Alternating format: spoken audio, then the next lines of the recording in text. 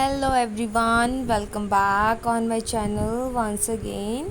सबसे पहले अगर आप मेरे चैनल पे नए आए हैं तो प्लीज़ इसे सब्सक्राइब करना ना भूलें और साथ में जो है बेल आइकन को भी प्रेस कर दें ताकि मेरी आने वाली वीडियोस की नोटिफिकेशन आप तक सबसे पहले पहुंच जाए। और साथ में जो है अगर आपको मेरी वीडियो अच्छी लगे तो प्लीज़ इसे लाइक शेयर एंड कमेंट करना ना भूलें और ज़्यादा से ज़्यादा इसे शेयर करें अपने फ्रेंड्स के साथ। सो टुडे आज हम कर रहे हैं functions of office, modern office practices का चैप्टर। फंक्शंस ऑफ ऑफिस जो है वो टॉपिक को हम आज करेंगे कि एक ऑफिस कौन कौन से फंक्शंस को परफॉर्म करता है। So let we start with introduction. So introduction में है कि विदाउट जो है किसी भी ऑफिस के बिना कोई भी डिसीज़न लेना एक बिज़नेस के लिए बहुत ज़्यादा डिफ़िकल्ट हो जाता है। So in absence of authentic and sufficient information, क्योंकि बिना इंफॉर्मेशन अगर हमारे पास कोई इंफॉर्मेशन ही नहीं है तो उसके लिए डिसीज़न लेना जो है बहुत ज़्यादा मुश्किल हो जाता है। तो अगर हमारे पास डिसीज़न लेने के लिए पर्टिकुलर इंफॉर्मेशन है हमारे पास, तो वो इंफॉर्मेशन हमें कहाँ से मिलेगी? बिज़नेस जो है, बिज़नेस है, ऑर्गेनाइजेशन है, इंटरप्राइज है, उसके ऑफिस है। तो अगर एक बिज़नेस में या फिर एक ऑर्गेनाइजेशन में ऑफिस ही नहीं होगा तो उस चीज़ से रिलेटेड हमें इंफॉर्मेशन कहाँ से मिलेगी? So without authentic and sufficient information, बिना सफिशिएंट इंफॉर्मेशन के डिसीज़न जो है हम कभी भी ले नहीं सकते। सो इवन जो प्लानिंग है, जो कोऑर्डिनेशन है, वो इम्पॉसिबल है विदाउट इंफॉर्मेशन। जब तक हमारे पास इंफॉर्मेशन ही नहीं होएगी तो हम जो है कैसे किसी चीज़ के बारे में प्लानिंग कर पाएंगे या कैसे किसी चीज़ के साथ कोऑर्डिनेट कर पाएंगे। एक डिपार्टमेंट दूसरे डिपार्टमेंट के साथ कैसे कोऑर्डिनेट कर पाएगा, या फिर एक बिज़नेस जो है एक दूसरे इंटरप्राइजेस के साथ कैसे कोऑर्डिनेट कर पाएगी। सो ये सारी चीज़ें बहुत ज़्यादा डिफ़िकल्ट है without proper information. The main function of office, office का मेन फंक्शन ही यही होता है कि उसने इंफॉर्मेशन को हैंडल करना है और जो है मैनेजमेंट को सप्लाई करनी है इंफॉर्मेशन। जिस चीज़ की उन्हें फैसिलिटी हो, मीन जो चीज़ की उन्हें नीड हो वो चीज़ उन्होंने सप्लाई करनी है अपनी मैनेजमेंट को। Hence the existence of office, जो कि ऑफिस की एग्जिस्टेंस होना एवरी टाइप ऑफ बिज़नेस, हर टाइप के बिज़नेस में मस्ट है, ज़रूरी है। इसके बिना इम्पॉसिबल है बिज़नेस को चलाना, क्योंकि हर बिज़नेस की इंफॉर्मेशन हमें जो है ऑफिस से ही मिलती है। तो अगर ऑफिस होएगा तो वहीं से हमें इंफॉर्मेशन मिलेगी, तभी हम डिसीज़न ले पाएंगे। अगर हमारे पास इंफॉर्मेशन होएगी आगे के लिए प्लान कर पाएंगे और उस हिसाब से दूसरे डिपार्टमेंट्स के साथ जो है हमें कोऑर्डिनेट कर पाएंगे और हमें पता चलता रहेगा कि हमें कौन सा डिसीज़न कब लेना है और कैसा गोल सेट करना चाहिए। हमें पुराने रिकॉर्ड के मुताबिक ऐसा है, हमें एडवांटेज आगे लेना चाहिए, कौन सा डिसीज़न लेना है, तो वो सारी चीज़ें हमें ऑफिस से ही मिलेंगी। सो द मैनेजमेंट जो प्रोसेस होती है उसमें इन्वॉल्व होता है डिसीज़न लेना ऑर्गेनाइजेशन के हर लेवल पे। मीन्स जितने भी लेवल हैं ऑर्गेनाइजेशन में, चाहे वो प्रोडक्शन लेवल है, मैन्युफैक्चरिंग लेवल है, सेलिंग लेवल है, हर लेवल के ऊपर हमें इंफॉर्मेशन की, डाटा की ज़रूरत पड़ेगी, डिसीज़न लेने की ज़रूरत पड़ेगी। तो वो डिसीज़न लेने के लिए जो डाटा हमें चाहिए मैनेजमेंट को चलाने के लिए, वो हमें ऑफिस से मिलेगा। सो इसलिए ऑफिस जो है वो बहुत ज़्यादा ज़रूरी हो जाता है कि बिज़नेस इंटरप्राइजेस में विदाउट ऑफिस हम कोई भी काम जो है प्रोसीड नहीं कर सकते हैं। बिना ऑफिस के हम कोई भी काम को अच्छे से जो है नहीं कर पा सकते हैं। सो नेक्स्ट है हमारे पास फंक्शंस ऑफ ऑफिस। ऑफिस के फंक्शंस, ये रूटीन फंक्शंस हैं। रूटीन मीन्स जो डेली फंक्शंस परफॉर्म करता है।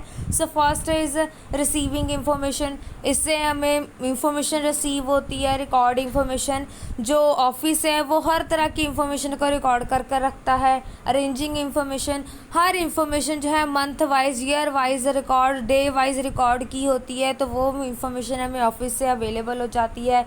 गिविंग इंफॉर्मेशन, अगर किसी को हमने इंफॉर्मेशन देनी है तो वो भी हम ऑफिस के ज़रिए दे सकते हैं, क्योंकि ऑफिस से हमें ये सारी जो इंफॉर्मेशन है वो मिल सकती है सफिशिएंट, तो वो हम आगे भी प्रोवाइड कर सकते हैं। आगे है सेफ गार्डिंग एसिड्स, इससे हमें ये भी पता चल जाता है कि हमारे बिज़नेस में कौन कौन सी एसिड जो है वो कौन सी सेफ़ हैं, कौन सी नहीं सेफ़ है। तो उन चीज़ से रिलेटेड भी हमें सारी इंफॉर्मेशन मिल जाती है, लाइक स्टॉक, टोटल प्रोडक्शन जो है, एनी अदर एसिड्स, बाकी जो अलग अलग टाइप्स की एसिड्स हैं। Next are administrative functions. Administrative functions कौन से हैं? First is carrying out the management process. जो हम जो है इसमें मैनेजमेंट की प्रोसेस को आगे हमारे साथ जो है कैरी कर कर लेके जा सकते हैं। कैरी करके मीन्स उसे कैरी कर कर जो है हम पूरी प्रोसेस के ऊपर प्लानिंग कर सकते हैं, ऑर्गेनाइजिंग कर सकते हैं, स्टाफिंग कर सकते हैं, डायरेक्टिंग करेंगे, कंट्रोलिंग करेंगे, कोऑर्डिनेटिंग करेंगे, कम्युनिकेट करेंगे, तो हर चीज़ को हम अच्छे से जो है कर सकते हैं। ऑफिस सिस्टम एंड प्रोसीजर, जो सारे सिस्टम है, प्रोसीजर है, वो सारा जो है ऑफिस से ही रिलेटेड होता है। तो अगर ऑफिस से रिलेटेड है तो ऑफिस के साथ ही वो सारा काम होएगा। Next is purchase of office forms and stationery. जैसे अगर हमने ऑफिस में स्टेशनरी परचेज़ करके लानी है, कोई फॉर्म्स लेके आने हैं, कोई चीज़ सेल कर रहे हैं, परचेज़ कर रहे हैं, कोई एक्सपेंस बेयर कर रहे हैं, वेजेस पे करनी है, सैलरीज पे करनी है, तो वो सारे फंक्शंस किसने करने हैं? ऑफिस ने करने हैं। तो ऑफिस में ही वो सारी चीज़ें की जाती हैं। Next is purchase of fixed asset. अगर हमने कोई नई एसेट लेके आनी है, फिक्स्ड एसेट लेके आनी है, मशीनरी परचेज़ करनी है, फर्नीचर लेके आना है, कोई any other fixed machinery asset को परचेज़ करना है, तो वो सारे डिसीज़न जो है वो ऑफिस ही में ही मैनेजमेंट के द्वारा लिए जाते हैं। Next is staffing. तो अगर हमने किसी स्टाफ मेंबर को ऐड करना है, रिक्रूट करना है, सेलेक्ट करना है, उन्हें ट्रेनिंग देनी है और उन्हें टर्न वाई करना मीन्स कि उन्हें निकालना है, लीव करना है, तो ये सारी चीज़ें भी हमें ऑफिस में ही स्टाफिंग के बारे में पता चल जाता है कि हमें कितनी रिक्वायरमेंट्स और है, कितनी रिक्रूट करने की ज़रूरत है, कितने एम्प्लॉयज़ और चाहिए, कितने ऑलरेडी हमारे पास हैं, कितने हमारे पास वर्किंग में हैं और कितने ऐसे हैं जो कि नॉन वर्किंग में हैं। तो वो सारी इंफॉर्मेशन हमें ऑफिस से ही मिल जाती हैं। नेक्स्ट है definition of functions of office. तो इसकी डेफिनेशन क्या है? जो पर्पस है ऑफिस का हैज़ बीन डिफाइन एज, उसे डिफ़ाइन किया गया है providing the services of communication and record, जिसमें जो है कम्युनिकेशन और रिकॉर्ड की सर्विसेज दोनों ही प्रोवाइड की जाती हैं, वो ऑफिस का ही फंक्शन है। सो यही इसकी डेफिनेशन है। आगे nature of office function. Office functions के नेचर क्या हैं?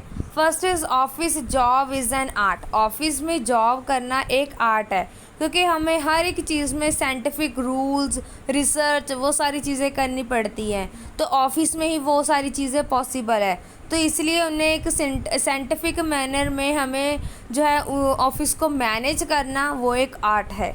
Next is office function inevitable to the business. तो ऑफिस के फंक्शन जो है वो बिज़नेस के लिए बहुत ज़्यादा बेनिफिशियल है।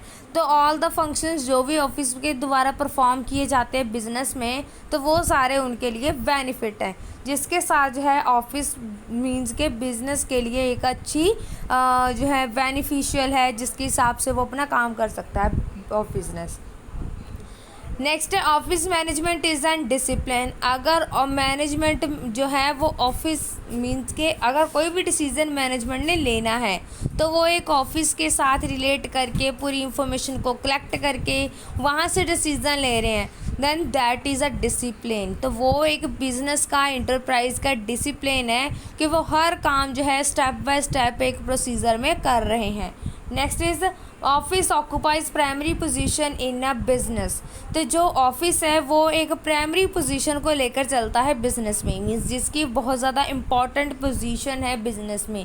Without office there is no work possible in the business. Business में कोई भी काम पॉसिबल ही नहीं है।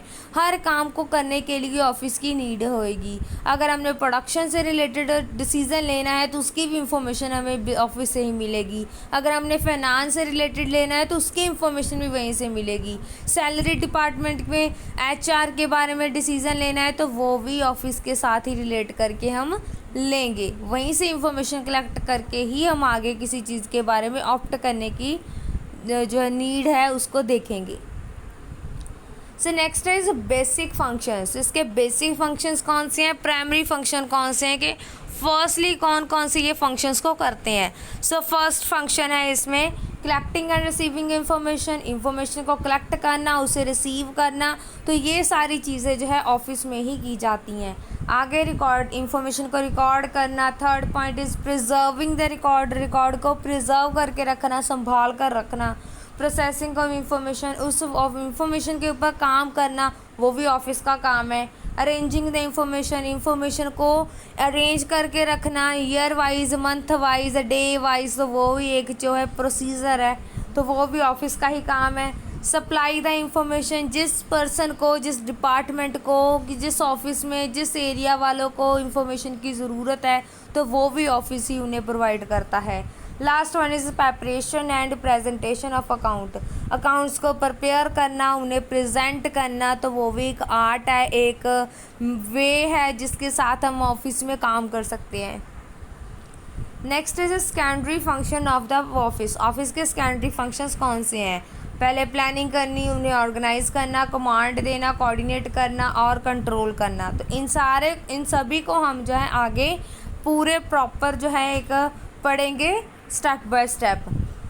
First is planning. तो प्लानिंग में क्या होता है? सो प्लानिंग क्या है? मेन मीन्स प्लानिंग, जिसमें हम डिसाइड करते हैं, डिसीजंस लेते हैं कि हमने फ्यूचर में क्या करना है, तो वो सारी चीज़ें हम प्लानिंग में करते हैं।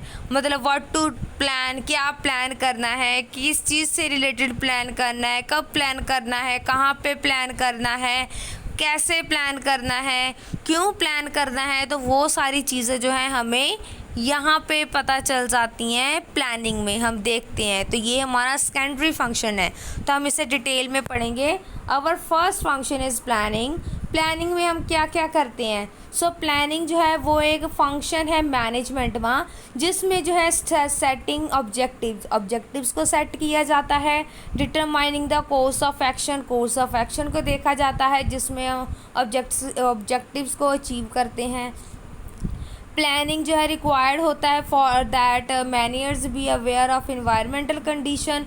प्लानिंग के साथ साथ जो है मैनेजर जो है वो इन्वायरमेंट की कंडीशंस को प्रॉपर, उन्हें अवेयरनेस हो जाती है प्रॉब्लम्स को, ऑर्गेनाइजेशन की को कैसे वो फेस करेंगे, वो सारी चीज़ें, फ्यूचर की कंडीशंस को कैसे फॉरकास्ट करना है, वो सारी चीज़ों को वो जो है एक प्लानिंग में ही की जाती हैं। और ये सारी चीज़ें रिक्वायर्ड है मैनेजर को एक अच्छा डिसीज़न लेने के लिए, एक अच्छा डिसीज़न मेकर बनने के लिए।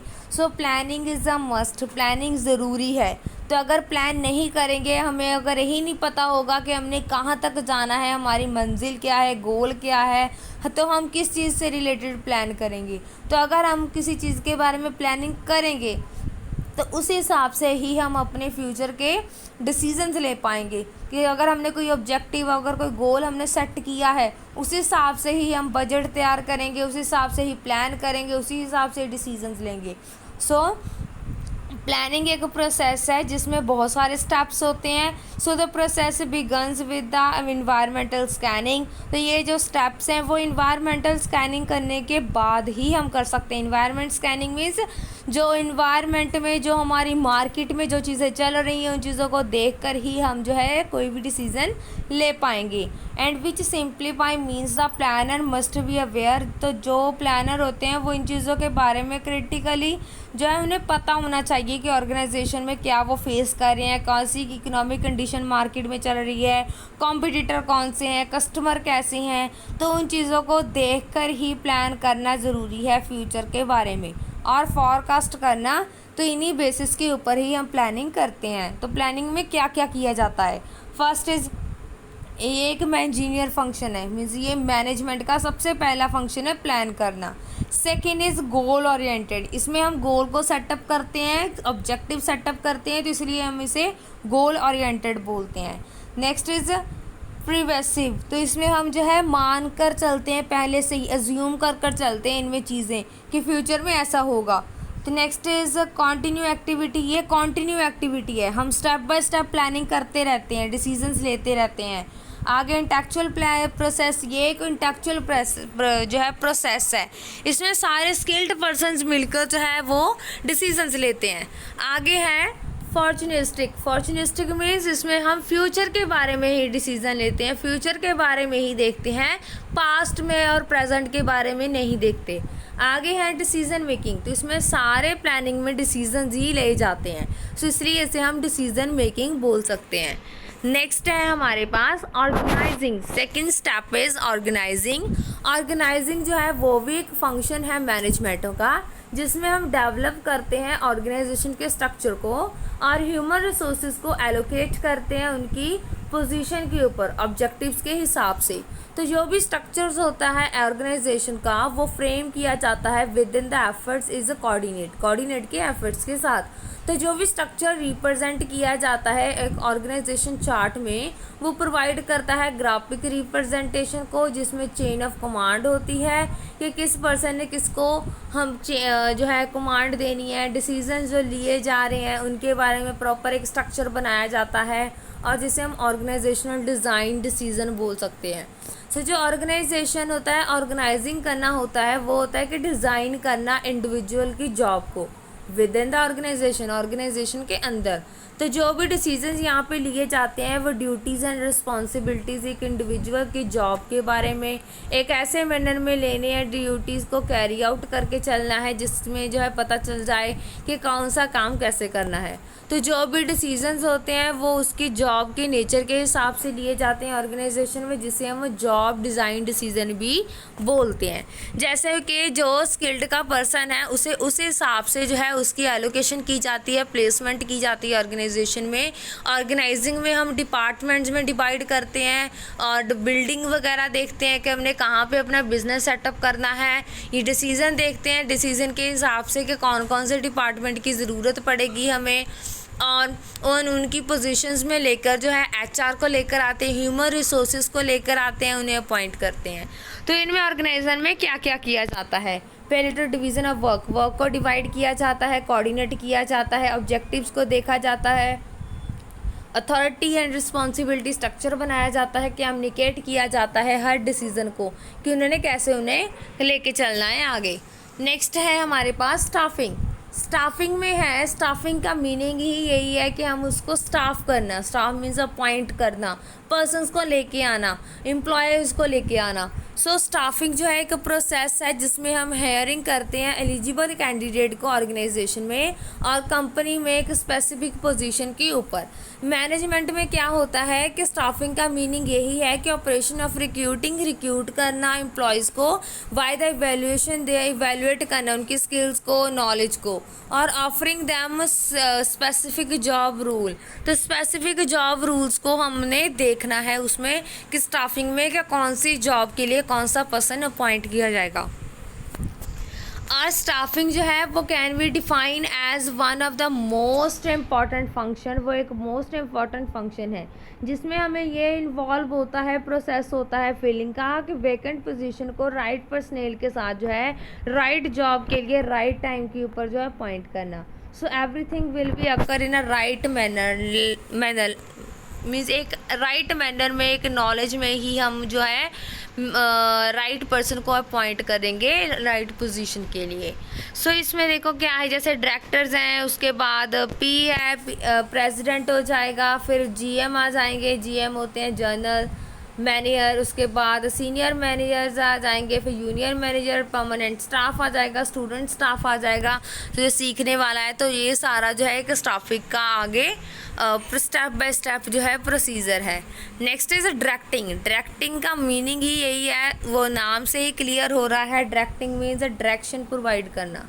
सो डायरेक्शन मीन्स जिन्हें ये बताना कि कैसा काम को करना है, जो डिसीजन लिए गए हैं उस हिसाब से किस तरह हमने काम को आगे प्रोसीड करना है। सो डायरेक्टिंग फंक्शन जो है मैनेजमेंट का वो प्रोसेस है कि इंस्ट्रक्ट करना, गाइड करना, काउंसलिंग करनी, मोटिवेट करना, लीड करना पीपल्स को ऑर्गेनाइजेशन में जिनके साथ जो है हमने ऑब्जेक्टिव्स को अचीव करना है। सो ये एक जो है की मैनेजरल फंक्शन है जो कि हर मैनेजर के द्वारा परफॉर्म किया जाता है। सो जो डायरेक्टिंग है वो हार्ट ऑफ द मैनेजमेंट, वो हार्ट है मैनेजमेंट की, मीन्स दिल है।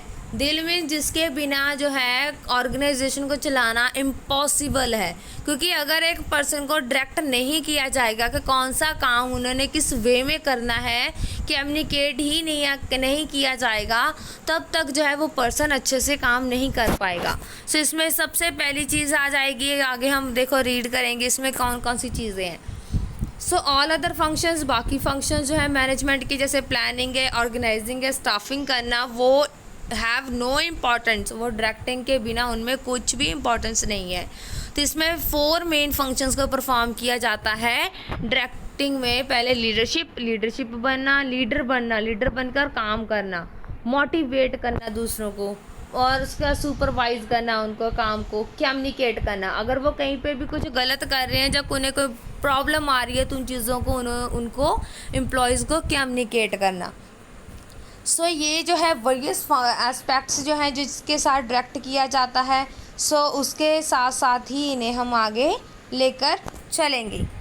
नेक्स्ट है हमारे पास कोऑर्डिनेटिंग में क्या होता है? कोऑर्डिनेटिंग तो नाम से ही, ये नाम ही इनके बता रहे हैं।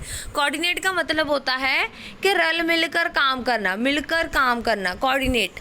तो इसमें क्या है, कोऑर्डिनेट जो होता है वो एलिमिनेट कर देता है कॉन्फ्लिक्ट्स को। अगर कोई प्रॉब्लम आती है, जैसे कोई हेड ऑफिस में जब ब्रांच में कोई प्रॉब्लम है, तो कोऑर्डिनेशन के साथ काम करेंगे तो वो सारी प्रॉब्लम जो है वो दूर हो जाएगी।